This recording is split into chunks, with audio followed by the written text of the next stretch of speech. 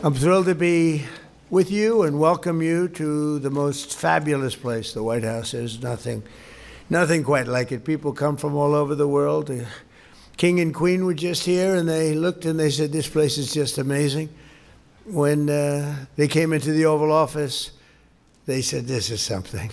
And they've seen some very nice places.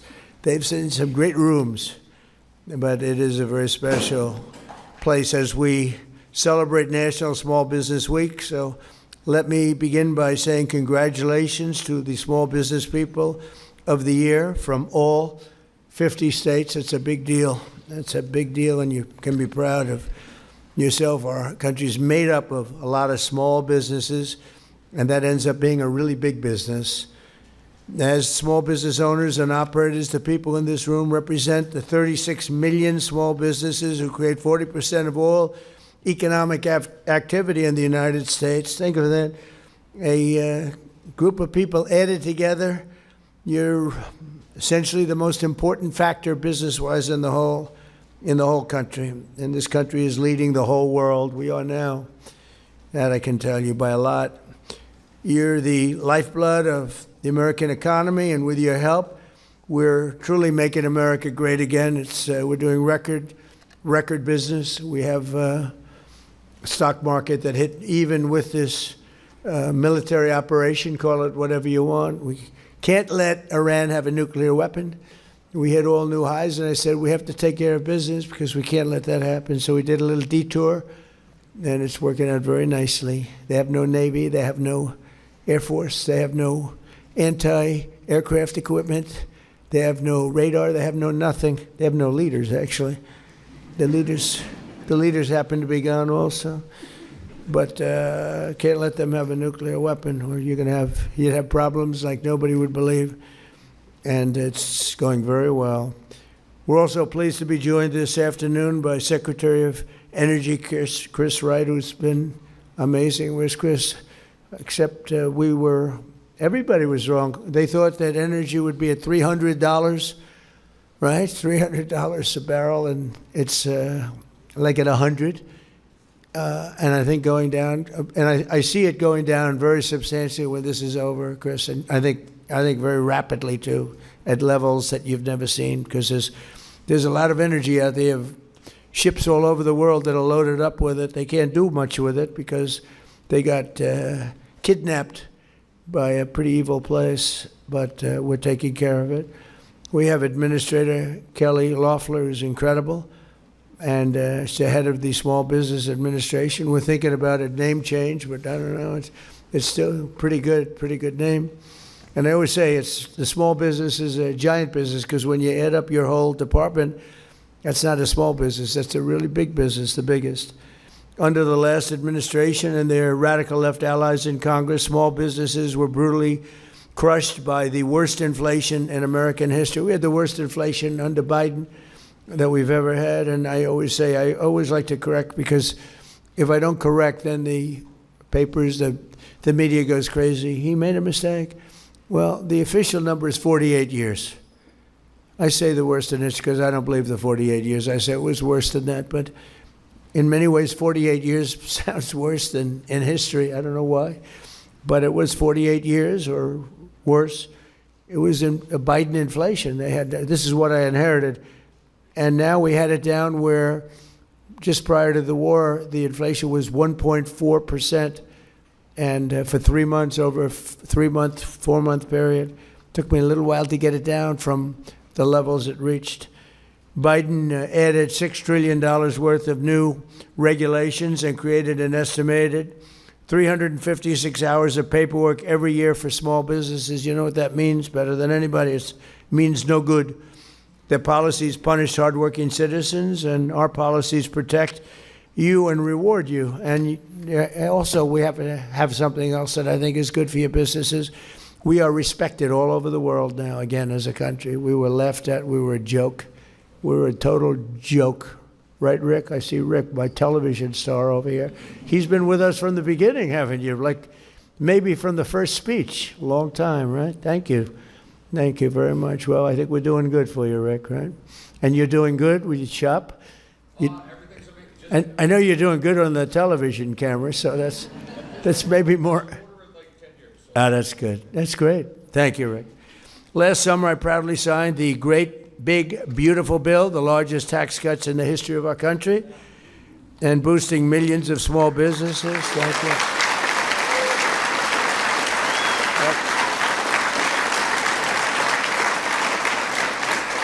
Boosting millions of small businesses. We passed no tax on tips, no tax on overtime, and no tax on Social Security for our seniors. That's big stuff. And we add that to the package that we approved in my first term. We had the best financial years in the history of our country in my first term, and I think we're going to blow them away this term. You know, in this term, we have $18 trillion being invested in our country. And if you look at the last administration, they had less than $1 trillion for 4 years. We have $18 trillion during 11 months. The 12th month hasn't come in yet in terms of the numbers. But in 11 months, $18 trillion investments. We have auto plants being built all over the country, AI plants we're doing, and we're leading China in AI. And I'm going to go see President Xi in 2 weeks. I look forward to that, but I'll say I'm leading. We have very friendly competition, but it'll be a very important trip. We provided 100% expensing and bonus depreciation, which is tremendous. One of the biggest things that you have. I mean, it's people have no idea how big that is. The businesses do, so that businesses can deduct 100% of the cost of new facilities, equipment, and capital investment in the first year. It used to take 38 years of deduction. Now you get it done in one. You can take one so you can expand. I think that's what made us so successful in the first term, but now we have it for a 10-year period. So you have it for a while. I really was going to make it for a 1-year period. That would mean you spend all your money immediately. Now, unfortunately, I gave you too much time. I was sort of against that. I said, let's do it for a shorter period of time, but we did it. It's the right thing.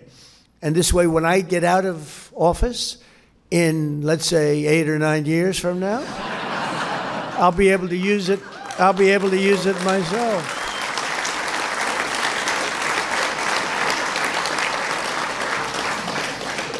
And to ensure that you and your family can keep your businesses in the family, we virtually eliminated the unfair estate tax or death tax for farmers and for small businesses. So, you know, oftentimes you build, I just met some incredible people. They have beautiful businesses, small businesses. They want to have their children. Those businesses were all long-term. It was, the father was there, right? We're just talking about with the beautiful pretzels. I said, pretzels, oh, those look good. I want to take some right now, but I didn't want to be rude and rip your bag apart. But the businesses they've been in business for a long time, almost every one of them. And you pass away, you want to have your children take over your business. They work in your business, and they got hit with the state tax, or we call it the death tax, but we call it both. It does the same thing. And they couldn't afford it. They went out, they take the business, they mortgage it up to pay the tax, and they end up losing the business. They end up going bankrupt. They end up, in many cases, committing suicide. We have a lot of that. You have a lot, especially farms. You know, they want to be on that farm. They don't want to lose their farm. And it's land rich and cash poor. And they go out and they borrow and keep borrowing. We ended that. No more estate taxes on farms and small businesses. So I hope everyone's appreciative of it. Now, if you don't like your children, it doesn't mean anything. But if you do like to leave them to somebody that you love, then it's a big deal for them. You have other problems, but for them, it's a big deal. And I want to say thanks to these tax cuts. 12 million American small businesses got an average tax cut of over $7,000, and our pass-through deduction alone is delivering an average of $4,600 in savings to 8 million entrepreneurs, and is projected to generate $750 billion in economic growth for the country. So many, it's really amazing. I see it on the television. I don't call this fake news because this is real fake news, but when you look at some of the things that have taken place, we don't get covered correctly. But in terms of the truth, we're having $5,000, $6,000, $7,000, $10,000, $11,000 with no tax on tips and no tax on Social Security, no tax on overtime. And people are making sometimes 11. I mean, I've seen it just where they're asking people virtually on the street, how is it doing? And everyone's surprised, including me. I didn't know it was going to be as much, but I knew it was going to be a lot. But you have people that make an extra $7,000, $8,000, $9,000 a year between the no tax on tips, no tax on overtime is a big one. It's a big one. But the no tax on tips was great. I won the.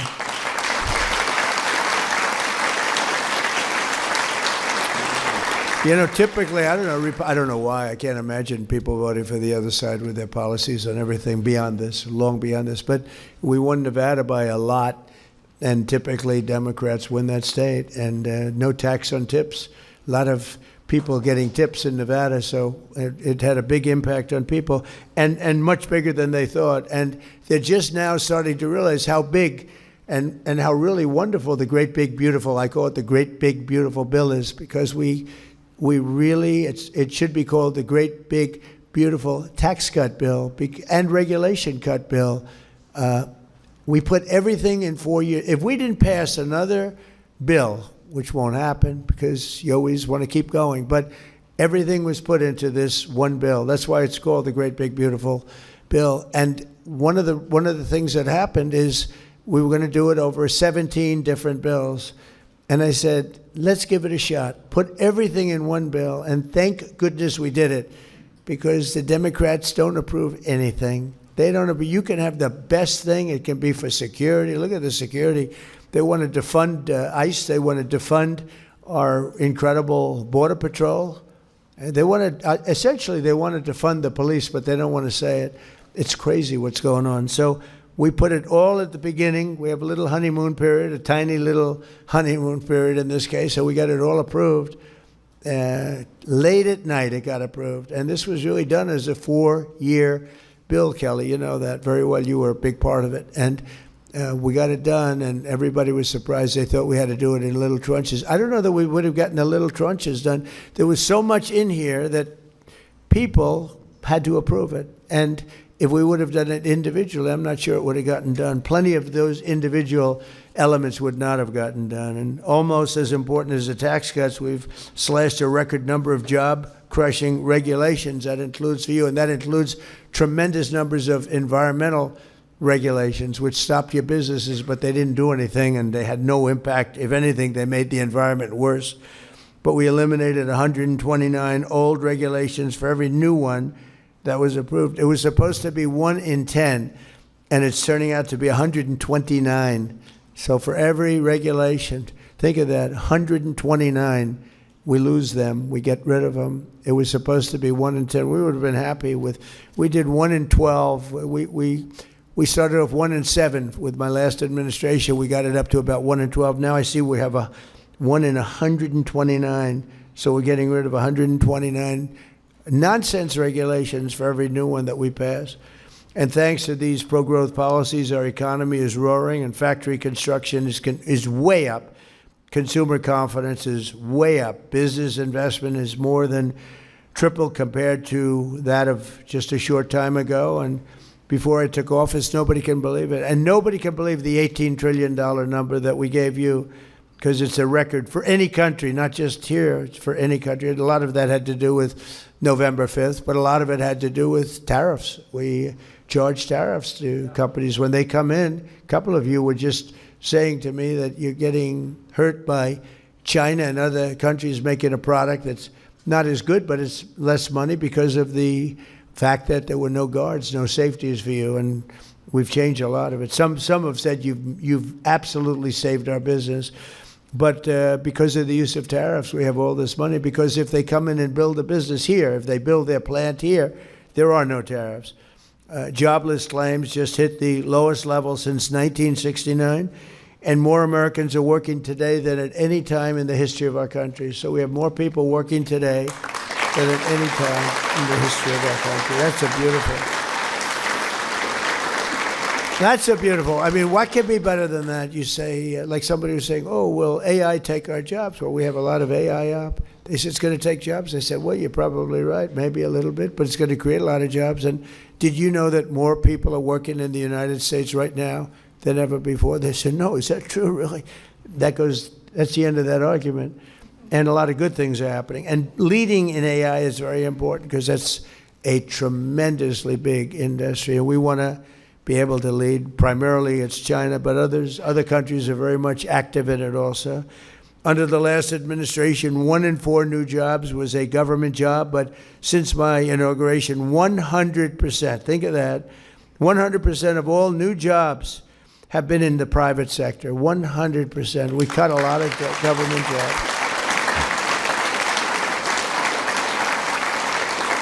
And 2 of the 3 new jobs have been in small businesses. But I just want to say, so think of that. 100% of new jobs are in the private sector. Now, to do that, we cut tremendous numbers of governmental jobs. And I feel sorry for everyone. And it's a hard thing to do. Many of those people voted for me. But now they like me because they went out, they got private sector jobs that they like better, and it's paying them sometimes 2 and 3 times more money. So it's worked out the right way, but you have to do that. You can't just give, we had government jobs where you'd have 10 people doing the job of 1 person, and you can't make America great that way. So we did it the hard way, but the correct way. And the correct way, big difference, right, Cal? You see it. It's nobody's ever seen anything quite like it, and it was, especially working here, it's tough because, this is the home of federal jobs. I wouldn't say I got tremendous. We won the election in a landslide. We won all 7 swing states. We did all the things that you've heard so many times with counties, which is a big count. That's why you see the map is all red practically. When you look at it, we won 86% of the counties in the country. But here is a little bit different. But now if you look at those people, some of them have left. And by the way, speaking of that, Washington, D.C., which was very unsafe a year ago, a little more than a year ago, is now one of the safest cities in the United States. So, pretty good.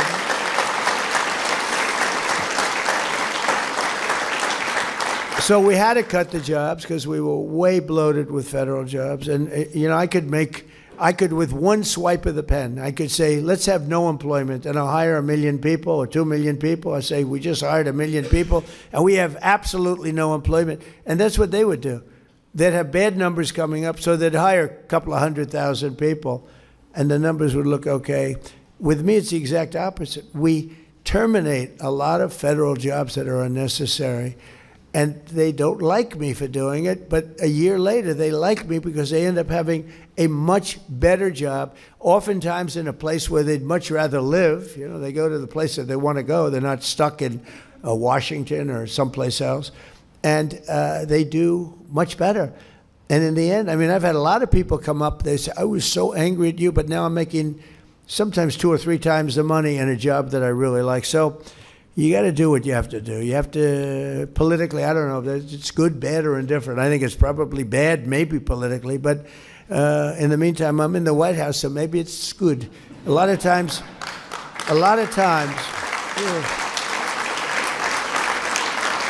as you probably heard, the fake news media treats me very, very badly. 93% of the stories I get are bad. And yet I won in a landslide. How do you win all 7 swing states when you get only bad press? It's fake press.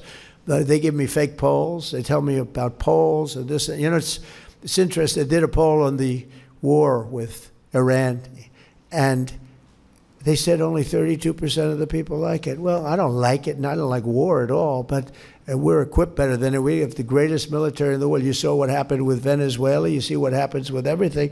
But they said 32% of the people are against President Trump. Well, when you explain it, is it okay for Iran to have a nuclear weapon?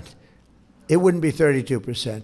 But even if you said that, there'd be a 32% because the polls are fake. They're totally fake. And when you take a look at what's really going on, the other day I made a speech in a great Florida senior citizens community, and I made another one at the Kravis Center, 2 in one day. It was wonderful. I go out and make a speech. Then I say, all right, let's go home. Sir, you're making another speech, and this one's in front of the richest people in the world. I went from an unbelievable group of seniors. Now, of course, I'm not a senior. I'm far younger than a senior. It's true. I feel like I feel the same as I felt 50 years ago. I don't know. There'll be a period of time when I don't tell you that. There'll be, because I'm honest, I'll say, it's not looking good. I have to be careful. If I said, as an example, I'm not feeling well, they put on, Donald Trump is not feeling well, because they won't know that I'm using that as just a reference point, and they'll say, listen to this. And I'll say, I'm not feeling well. Well, someday I might say that to you, and you'll be the first to know. Actually, I won't have to say it, because you'll be able to see it, just like you did in the last administration. You know, one of the things I said is that we should have, in my opinion, anybody running for president or vice president should take a cognitive test. And no president has ever taken one except me. I've taken 3 of them, and I've aced each one. 1 in the first administration, 2 over here. And whenever they get a little sassy, like, does he still have it? Does he still have what it takes? I say, all right, I'll take another one. And they are hard. There are many people in this room I know that are smart. They're not going to ace them. There are many people standing back there, the fake news media. I'd like to have them. You know, the first question is very easy, and they always show the first question is, you have a lion, a bear, an alligator, and what's another good? A squirrel, okay? Which is the squirrel? So they show that question, and then the first 4 or 5 questions they get a little more difficult. By the time you get to the middle, they're tough. By the time you get to the end, I don't want to be insulting, but there won't be, I'm not going to do what Gavin Newsom said. You saw him? He said, everybody in here is stupid, and he's stupid. I think it was the worst political interview I've ever seen. He said, he's stupid, he's dumb, he gets bad marks on everything, he can't read a speech, and nobody wants to report that. It was the worst, but I won't say that because I think everyone in this room is brilliant, but nobody's going to get all 30 questions correct. Nobody. Because when you get to those last questions, they're pretty hard. You got to be pretty sharp. But every time, so I've taken 3. No president, think of this, has ever taken 1. How do you think Biden would have done? I don't think, he might not have gotten that first question right. Anyway, and Obama would have done poorly. They would have done very poorly. But I think you should have it. As soon as they said that, they say, it's unconstitutional. And I said, why? They say it's unconstitutional to give a cognitive test like that. But Rick, I do it anytime they start getting a little sassy. And you know, it quiets them down for almost a year when they hear the result. One doctor said, it's the first time I've ever seen anyone get all questions right. That's a doctor who does this stuff for a living. And I did it 3 times. So I don't know. I think I'm done with those days. I'm tired of taking that test. You know, you sit before a group of doctors and they ask you questions. I said to Ronnie Jackson, he was original, right? First time. I said, so what do you think, Ronnie? They call me a genius who's going to destroy the country. Then they said, he's a genius who's taken over the entire world. Then they said, he's a total moron. This guy is so stupid. And then, so whenever I hear that one, I say, let's take the cognitive test. But I really think it would be a great thing if you could do that. They say it's not constitutional, but I think it would be good. And I can tell you, a lot of the people that run these small businesses, you could take the cognitive test and you could do a lot better than some of the people that we talk about. But I really believe it. I think it's so important for our country. We have to make sure we have the right people leading this country. Like, we have a war right now, and we're into, like, what, 6 weeks? They said, what's taking so long? We were in Vietnam 19 years. We're in Iraq for many years, 10 years, 12 years. We were in all these different wars. Korea, 7 years. I won't even mention World War II. That's a big baby. But you had the wrong person up here, you'll be in World War III. As sure as you're sitting there, you have the wrong person up there. It's nasty and tricky. It's tricky out there. We have to have the right people, and they have to be sharp and they have to be smart. Because one thing about your business is small businesses are great, but if you don't have the platform, meaning the country, meaning the right principles, the right everything, our country's booming now, despite the fact that we're in I call it a mini war, because that's all they are. They don't have a Navy anymore. Think of it. They had 159 ships. How many do they have left, Kelly? Out of 159, take a guess. She's very smart. 0. 159 ships. In the first 2 weeks, 159 ships. I actually got very upset. I said, how quality were the ships? They were very good. I said, why didn't you just take the ship? Why do you have to send it to the bottom of the sea? We could have had, and let's say out of the 159, we could have taken 59. We would have had 59, but they'd rather blow them up than save them. I would have preferred saving them, but these are minor details. But one of the small business owners who can tell us firsthand how our tax cuts are boosting revenue is someone you may have heard, and I made mention of the fact he has been with me. I don't know, maybe he doesn't like me, or maybe he loves me. I think I'd rather be liked than loved by him, although he is a very handsome man, I would say. But he's somebody that we all know, and I think he's a fantastic guy, and he's been to so many rallies, so many speeches, and I love being able to introduce him because he's a champion, he's a winner. You know, to go on television and to make it, he made it big, but to go on television, I don't know if you know this, Rick, 5% of the shows make it. 2% of the shows make it pretty good. 1% of the shows make it. So it's very risky to do a television show and I did The Apprentice, and that was one of the great hits of a long time. But you did your show, and I've just always admired. I admire people that will go against the odds. And when you do a television show, you're going, because very, very few of them make it, and you made it big. So I'd like to have Rick Harrison come up. It's a gold and silver pawn shop in Las Vegas, and you know his show very well, and say a few words, Rick. Come on up. You're looking good. Thank you, Rick. Come on up.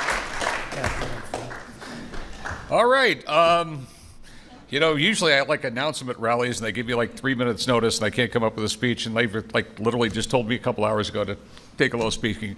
I just want to say he's amazing. He's done so much. I mean, so much for all of us. I mean, the backbone of this country is small business, plain and simple. And the last guy in office, all we heard was that we were the evil people, we were the bad people, everything else like that. We don't pay our fair share, whatever that's supposed to be. And he made it tough. And this guy, the big beautiful bill, absolutely amazing. You know what I mean? God bless you for letting me get 100% depreciation. It really helps out. All I can say is, this is literally, I'm a history buff, and I know a lot about this White House thing and everything. Literally, he's going to go down as maybe the best president ever. I love this guy.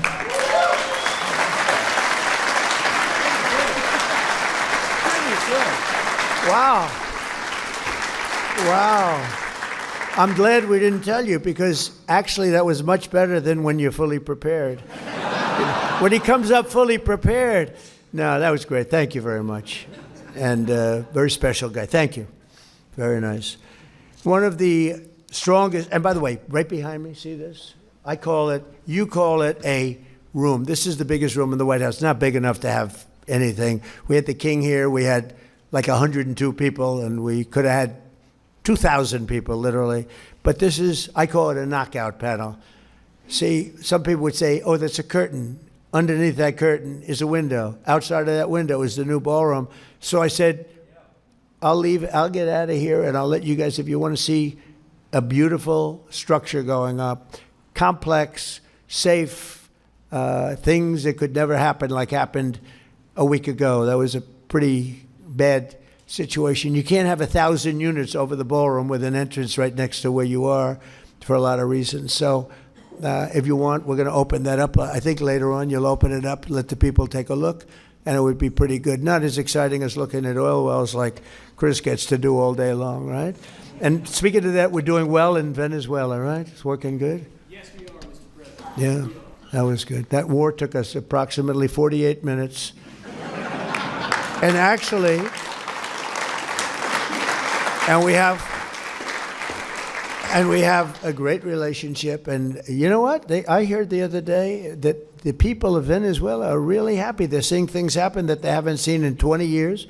They're working, and there's a spirit in Venezuela that they haven't had in many, many years. And the big companies are coming in now, and they're building these giant rigs because there's a lot of oil in Venezuela, a lot of other things too, and a lot of great people. And we have people in charge that are doing a fantastic job, and they're working with you, and you are doing a fantastic job. So thank you very much, Rick. Good job. Proud of you.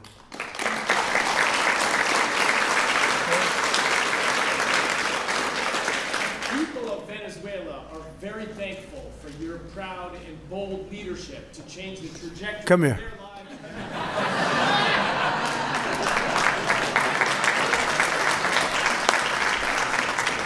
This was so good, I said, you better come up. No, I want to say, as you engage with the people of Venezuela and the businesses, I will tell you that President Trump is incredibly popular with the people of Venezuela. It's a nation of 30 million people going the wrong way for 25 years.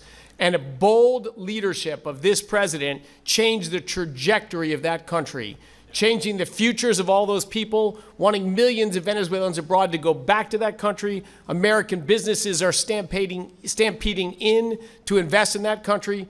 25 years trying everything going the wrong way. His bold leadership and creative thinking changed the game. Thank you, Mr. President. That's good. Thank you.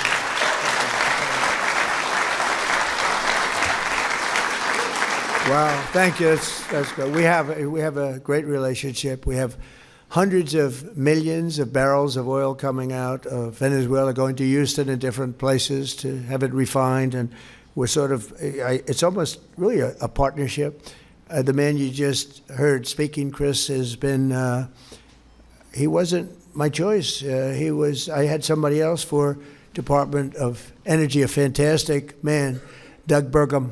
And I said, I want you to head up energy. He says, there's one person better than me, is better than anybody. I said, who the hell is that? Chris Wright?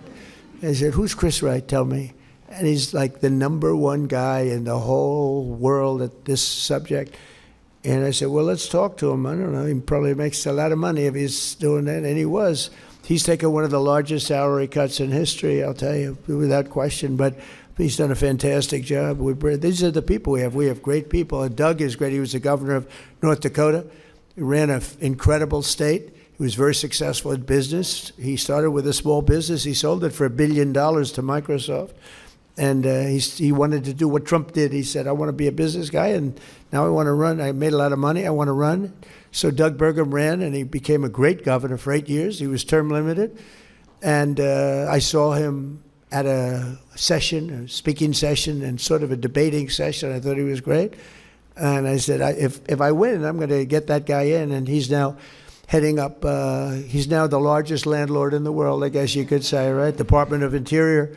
And he's been fantastic. But he wanted Chris to be energy. So he's got all the power of the energy, but he doesn't have the land. Doug has none of the power of him, but he has the land. So I merged them. It's a friendly merger. We don't have any papers. They just get along together, right? And I think today we've announced we're drilling more oil by far than we ever have in the history of our country. More oil and gas by far. And this was just said, but this took place almost from the beginning, right? We got it started very, very early. So you're doing a great job. Doug was right. And we're also very happy with Doug because he's doing a fantastic job. Thank you very much, Chris. Appreciate it. So one of the strongest effects of our tax cuts and tariffs is the Trump manufacturing boom, is what they're calling it, because that's what we have. We have never had anything like what's happening now. And when I talk about, again, the $18 trillion, that's coming in and building places. And as we speak, American companies are ordering core capital goods for factory construction and operation expansion. And you saw the construction numbers. Now, the plants will be opening over the next period of time, pretty soon. But, we just got started. And these plants are going to be opening. Right now, the big numbers, the construction jobs in the country are going through the roof. And ultimately, when the plants open, then you're going to have manufacturing jobs, because right now, the plants, many of them haven't opened, but they're under construction. When you see the final numbers, you're not going to even believe what you are seeing, because there's never been any construction boom of factories like we have right now. We lost our car industry. We lost 54% of our car industry to Canada, Mexico, Germany, Japan, South Korea, other countries. 54% over the years, over a period of probably 30, 35 years. And they're all coming back. They're all coming back, and they're coming back at levels that has never been seen before. It's pretty amazing. Well, you see, you'll see it. It can't be disguised by our friends that would, I guess, I don't know. I see so many of them smiling and having a good time that I actually think they probably like us. I think their bosses say, treat Trump as badly as you possibly can. But they had so many good faces, and so many, they are a lot of professionals there. But it's the highest rate in over 4 decades. And under 4 years of the Biden administration, real wages for manufacturing workers fell. It fell $840. Under 1 year of Trump, wages for factory workers, manufacturing factory workers, increased by $2,500. So think of that. Under Biden, it fell $840. And under Trump, it went up $2,500. That's quite a difference. And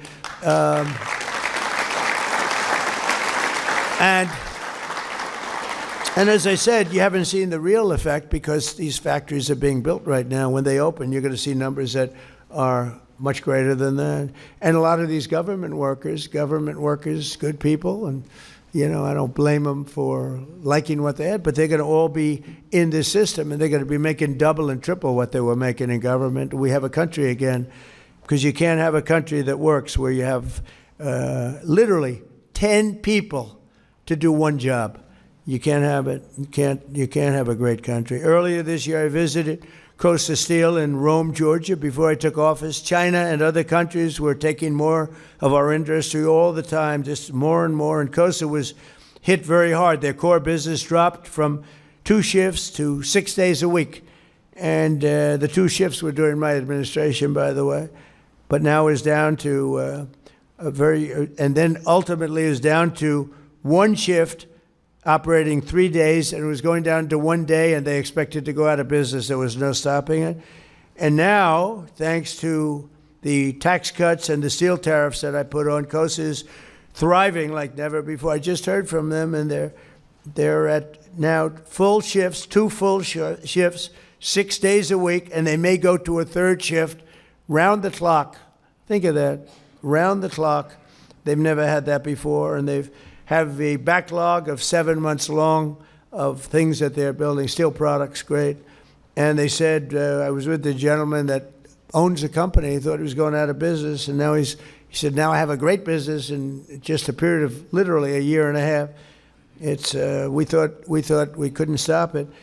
And he said, all of my friends up and down the line, they have different businesses, factories, big businesses, but they all thought they were going out of business, and now they're all doing better than they've ever done before.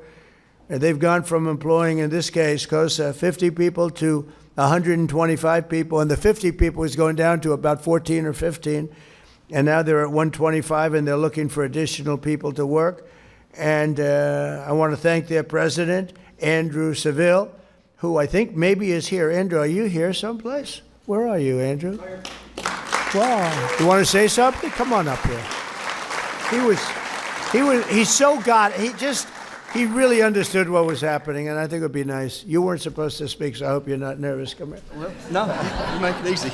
Thank you very much. The most thing that took us right to the top was your tariffs. And I think everybody in here that runs a small business, the tariffs had an effect on you one way or another, and that has just taken us, all the jobs that were going to China, you brought them back, and it really took us to the next level.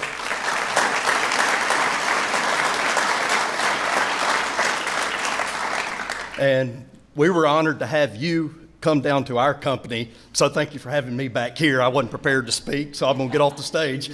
Thank you, Mr. President. You guys do better with no speech. You do better when you don't know you speak.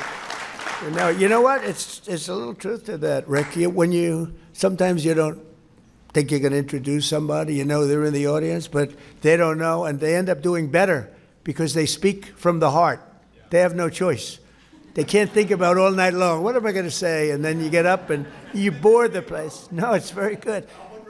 You speak from the heart, and that's true. Tariffs were a very big part. We had an unfortunate ruling out of the Supreme Court, But the good news is I'm able to do it a different way. They said use the other way. There was no reason for that. It was terrible, actually terrible. But it'll have no impact other than I hate to pay people back tariffs, $159 billion. I have to pay them back when a little half sentence, any money taken in to this point does not have to be paid back. We would have saved $159 billion, and I cannot figure it out. How could anybody do that? But they did it.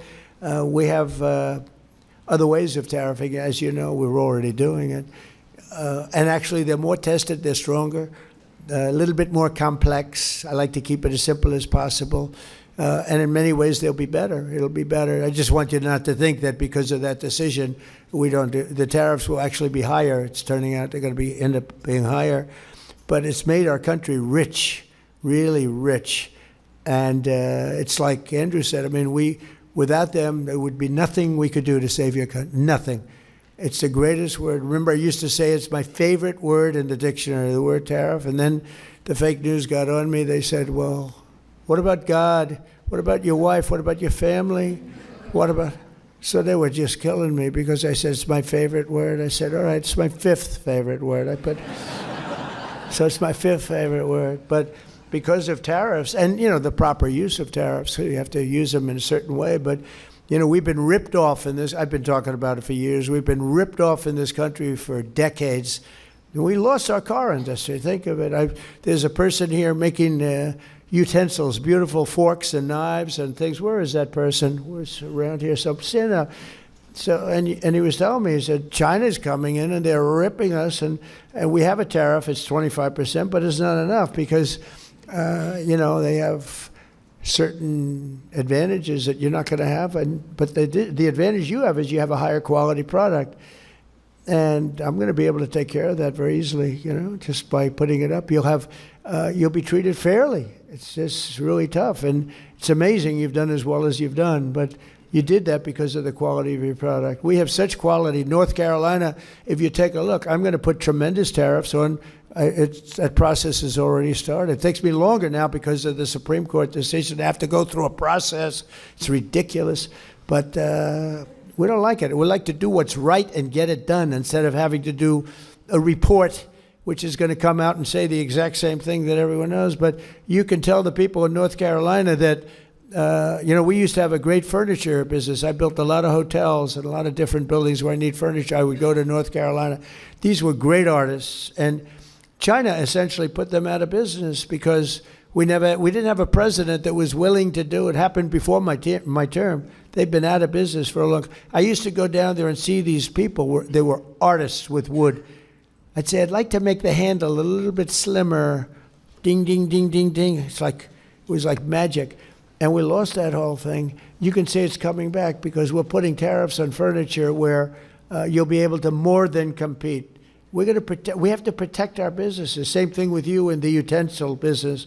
Your stuff is so beautiful, but it's very tough when you're competing against something that is cheap and, because of the lack of protection that you've been given, it just puts you out of business. So you actually said thank you for the tariffs, but the tariffs really aren't high enough, in my opinion, in that particular thing. But with the furniture, we're going to bring all the furniture back to North Carolina, and you're going to see it'll be as robust as it was 25, 30 years ago.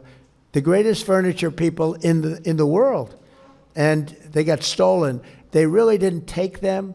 They found people in China that could do it, and all those people got put out of jobs, and their kids have that same ability. And you watch what happens, how good it is in North Carolina, because I've had to go through a process to get that approved, but now it's proved, and you're going to be, again, the furniture capital of the world because nobody can do that quality. And I know the quality. I buy a lot of things from China, and because I was forced to. When I was in the hotel business, I was forced to buy from China because of pricing and because of for other reasons. What I wasn't getting was the kind of quality that we were getting here. And now you'll have a combination of both. So you can let that be known. I don't know if that's breaking news or not for these people, but to me, it's very important. I've been wanting to do it for a long time, and now we have it pretty well ready. So And we love North Carolina. My administration is also committed to ensuring that American small businesses have access to the credit and capital that they need under Administrator Loeffler, who's phenomenal. She is phenomenal.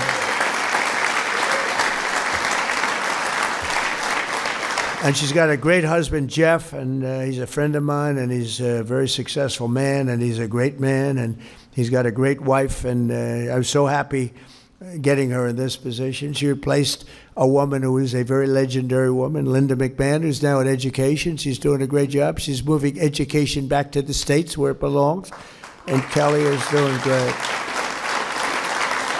But last year, Kelly, our Small Business Administration issued $7 billion in loans to 11,000 new startups, as well as $1.3 billion in loans to 3,000 veteran-owned small businesses, and $3.2 billion. They're a big business, you know. That's why I say, how can we call it small business? $3.2 billion to American manufacturers, helping restore those beautiful words, made in the USA. Well, we're using them more and more. We have things being made here that nobody thought it was even possible for it to come back. Like you'll see in North Carolina with the furniture. It'll come back very, very rapidly. So, Kelly, I'd like to ask you to say a few words, please.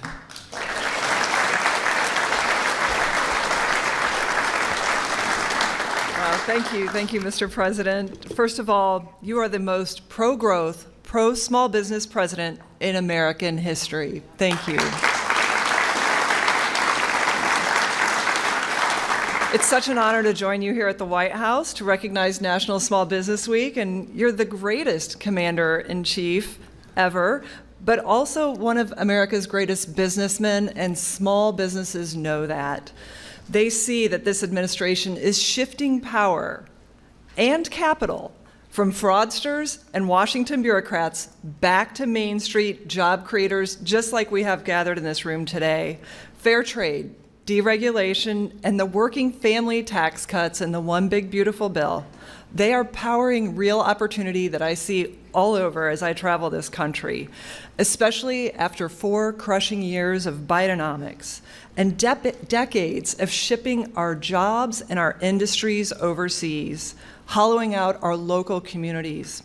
That is ending. As I travel the country each week, and Mr. President, I've traveled with you from Iowa's Machine Shed restaurant to Georgia's Coosa Steel factory. America First policies are restoring the American dream on Main Street to new heights. At generational businesses like Jimmy's Famous Seafood, at industrial innovators like Prince Manufacturing in Georgia and Blue Patriot in Nebraska, who are building big, beautiful new buildings thanks to the working family tax cuts. Today, 98% of U.S. manufacturers are small businesses. They're a critical part of securing our supply chains, and while they contribute to national strength across all kinds of industries, from energy to agriculture to defense and aerospace, America's big manufacturers rely on these producers and their skilled workers. And that's why President Trump's economic agenda means Made in America is coming back, and it's coming back fast.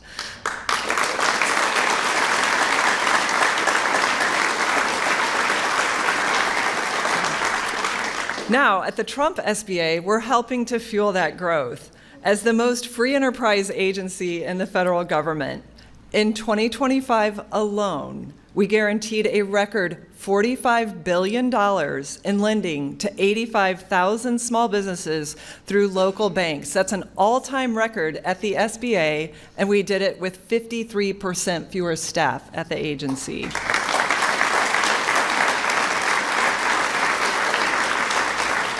That capital is driving the job creation that you see. Record small business formation. This year, record small business formation and growth in communities all across America. It's such an honor to highlight the award winners that are here today and the vital role of hardworking small businesses that do their jobs every single day. They are America's backbone. From our farms and restaurants to our construction companies and our manufacturers and our trucking companies. Thank you, Mr. President, for recognizing that small business is big business. 250 years ago, our founding fathers were also entrepreneurs, small businessmen. With the America First agenda, that legacy continues. America is open for business again. Thank you, Mr. President. Thank you.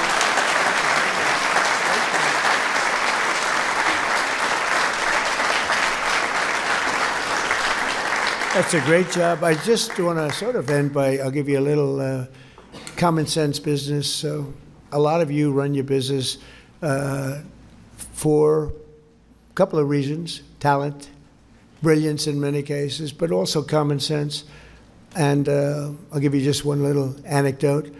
We have a beautiful, potentially beautiful, built in 1922, it's a long time ago, reflecting pond in between the Washington Monument and the Lincoln Memorial. It's 2,500 feet long. That's taller than, I think, any building in the world. That would be if you lay it sideways. It's 2 Empire State Buildings, more than that. And very wide, 167 feet.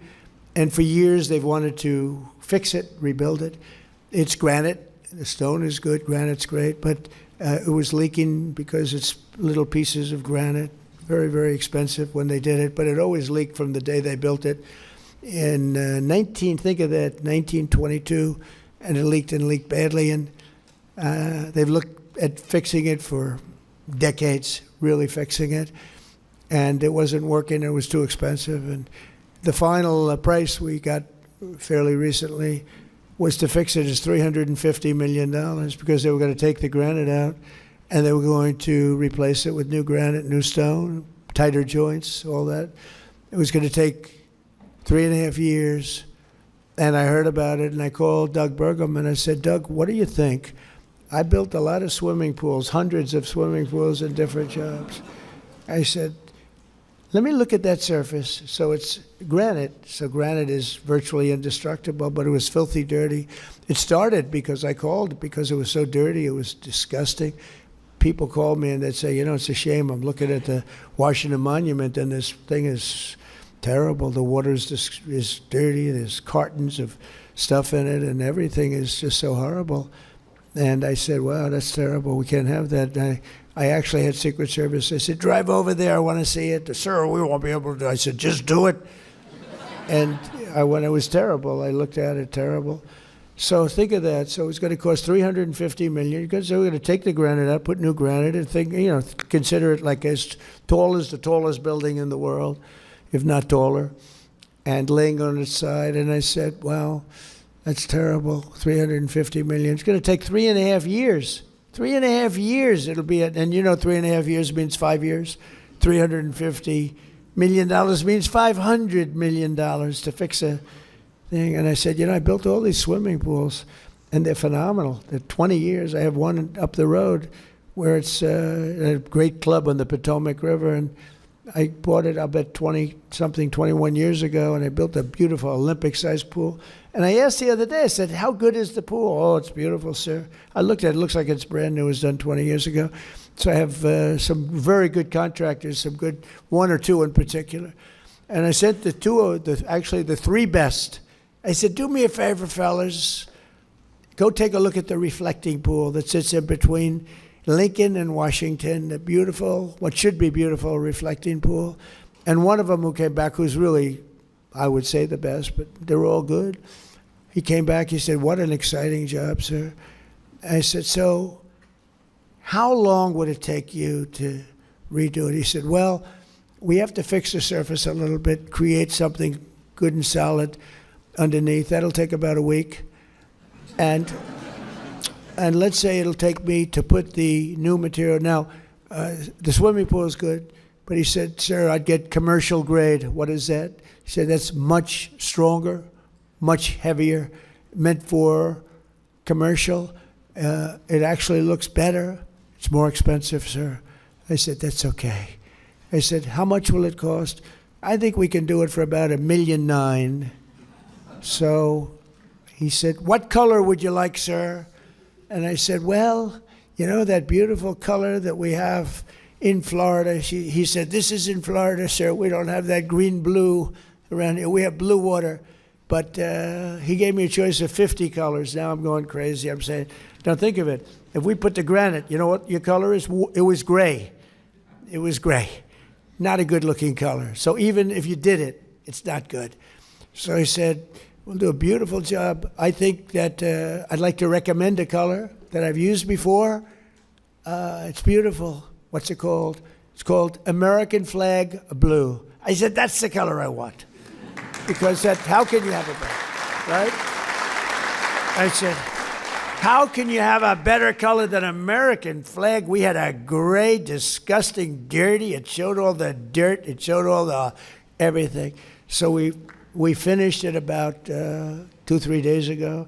They ripped the hell, they roughened the surface. They left everything there. The demolition would have cost $60 million to take the stone out and put new stone in. So we cleaned it, we steam cleaned it, we sand blasted it, we pebble blasted. You know what pebble blasting? That's a serious sand blast. That's really, because it's granite, it's so strong. We roughened the stone so it's a good surface, got it immaculate, and it's beautiful. But it still has the lines in between it. You're going to have leaks all over the place. And we filled in some areas. And the work started a few days ago. And I wanted to go today. I said, let me see these small business people. And then I want to go over and see the contractors to see how they're doing. But Secret Service was not thrilled. They were not thrilled at me standing in the middle of a pool with lots of buildings looking down. We have to be a little conscious of that, right? Chris, you'll have a new boss someday. And I don't know if you'd like that. So here's the story, just in a nutshell. For a much better job, 1.9 million, 1 week. Because I don't call actually the Parks Department did a great job. They cleaned, they had a lot of men cleaning, they're scrubbing the scum off years and years of decay and bacteria and everything else you can think. It was terrible, actually. It was worse than the people would tell me. They say how bad it looked. It was much worse. The Parks Department did a fantastic job. They got it down to the surface, and these guys came in and made the surface really, really good. And now the fun starts, and they're putting it down. So, ready? 1.9 million versus $350 million. Right? Common sense. Common sense. A great, beautiful blue color, American flag blue, as opposed to gray, right? Water's not gray, but it's one of those things. And instead of 3.5 years, it's 1 week. So think of that. 1 week. So everybody say, well, yeah, but you can't compare this. Yeah, you can't. It's much better. It's a much better job. This will last for at least 50 years, and you'll never have a leak. It's very strong. You couldn't, if you had a knife, I don't want to give anybody ideas. If you had a knife, you can't even cut it. So strong, so powerful. It's like powerful rubber. It is beautiful, sealed. And I looked at just one of the little pieces that they did, the finish. It's like a piece of glass. Beautiful color, beautiful everything. You could never get anything like that. And just think of it. So for a tiny fraction of the cost, and a tiny fraction of the time, we end up with the most beautiful thing that you'll ever see. And I look so forward to that opening up. And it's sort of a business thing. It's a common sense thing. First thing I thought of when I heard $350 million, because I'm the one that said, let's get it done. But they had done studies for years because they wanted to get it done. Never got done. Probably so expensive they couldn't afford to do it, really. But there's a thing, common sense, right? Swimming pool. I said, well, swimming pool looks so beautiful. Wouldn't that be nice? So for a tiny fraction of the time, a tiny fraction of the cost, we end up with a much better product. And this is what you people do with small businesses all the time. It's what Kelly does in running this. She comes to me a lot of times with ideas for less money. It's a better job. So I thought I'd tell you that because this just happened. This just happened. If you go down, if you'd like to see them doing it, on your way back home, take a trip down to the reflecting pond, or they call it the reflecting pool. Some people call it the reflecting lake, but the word reflecting is always a part of it. They call it different things, but reflecting is always a part. Last but not least, we have someone who is helping us lead the revival in American Manufacturing, this year's National Small Business Person of the Year. I want to hire him. How big is this business? I want to get him. Mark LaMancha, and he's a fantastic guy, and he's the owner of Hometown Products, a metal casting and 3D printing company near Youngstown, Ohio. I hear it's amazing what he's done. In 2008, the company was nearing bankruptcy. It looked like it couldn't be saved, but that's when Mark patented a system to boost productivity at the company by more than 400%. Mark would like to use you in government. How would you? If you could use that system in government, that would be very nice. He transformed Hometown into a pioneer in 3D printing, and he's leading everybody. Then today, they're North America's leading producer of 3D printed sand cores and molds, which is a big business. And Mark, we're here to honor you today, and if you could come up, we're going to give you a little something. Come on up. Hey, Mark.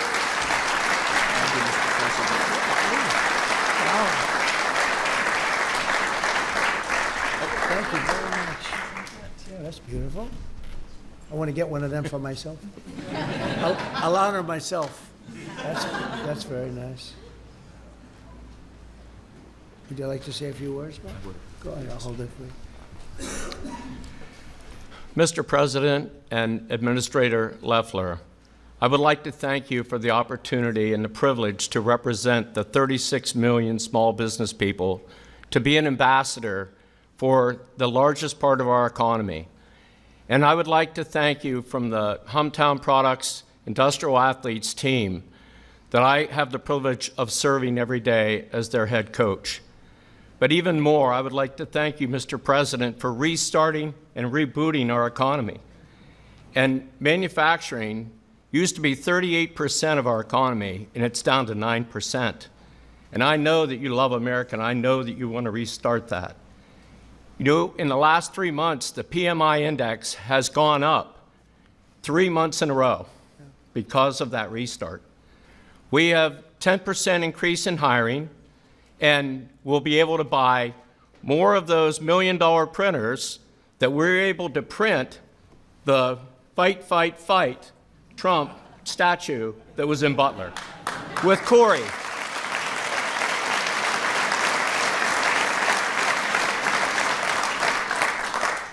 So I want to thank you from the bottom of my heart for loving America. And, you know, manufacturing is my favorite sport, so let's make America manufacture again. That's good. We'll do that.